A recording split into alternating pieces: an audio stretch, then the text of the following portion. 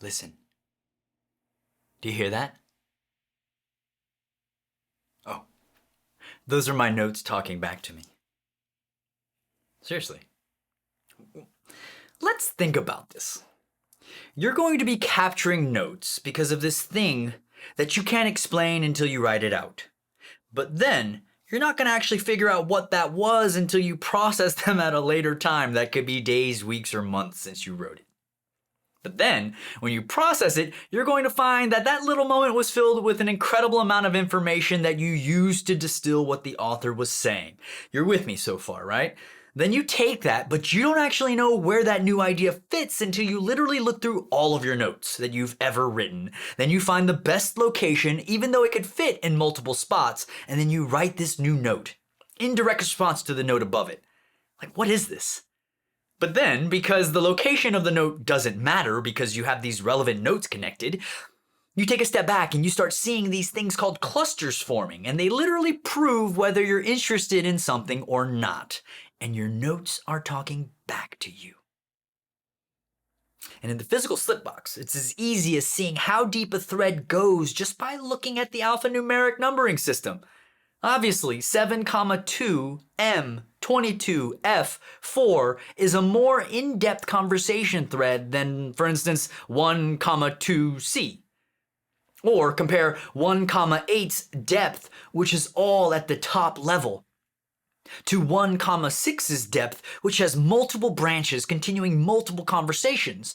And remember, I haven't even really explained what any of that means. You can just logically understand it by looking at it, right?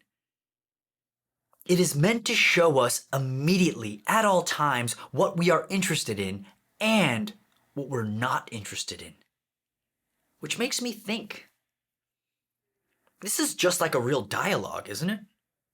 I mean, say you're talking to a good friend and you have multiple threads of conversation up in the air, and you're picking the ones that you relate to most, and then you go down that path.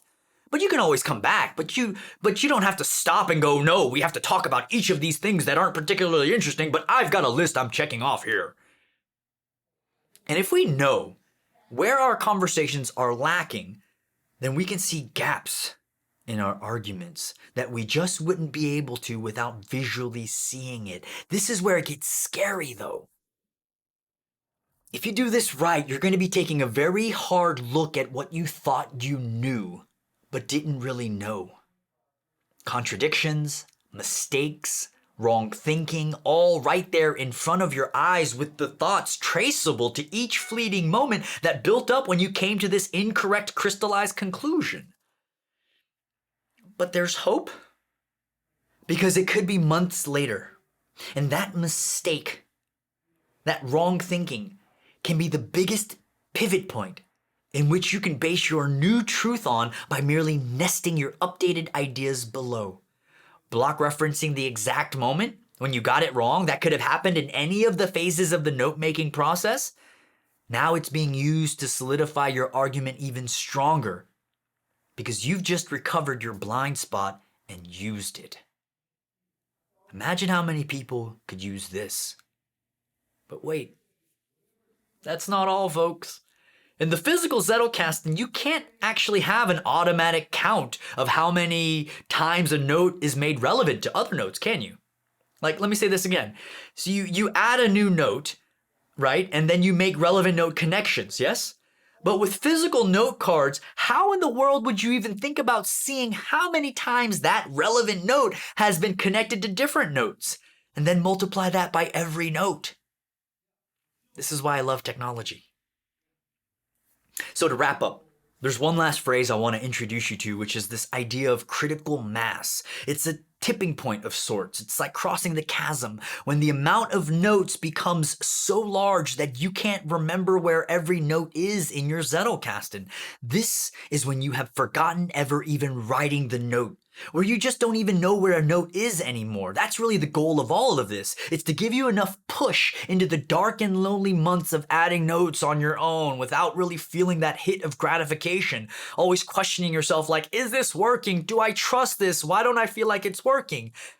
But the only way for this to really work is if you trust in your communication partner.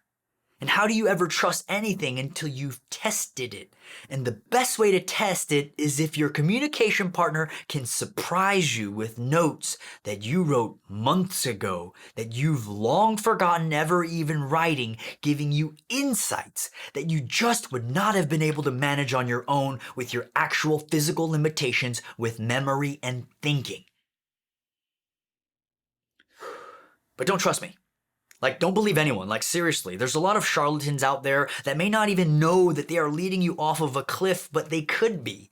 So be very cautious with who you let guide you and influence you in how you think. Like, seriously, don't trust me. No. Trust Nicholas Luhmann. Trust the Germans that kept his Zettelkasten alive through word of mouth and discreet German forums. Trust the author of this book, Sonke Ahrens, who in 2017 brought this to the world. Trust everyone that has felt that feeling of relief that comes when you can finally offload the heaviest burden we have. The burden of always having it in our heads. Trust that. Just please don't hodgepodge something together because it's difficult. I can't explain what it feels like to listen to people tell me how much they regret not having anything to show for it. All of those books, all of that thinking with nothing to show for it. So with all that being said, what does this look like in a digital Zettelkasten? Maximizing the technology that Rome offers? Well, I'll show you all in the live session. All of it. But I recommend you stay seated for the duration of the ride. For now, I'll see you in the guided riding exercise.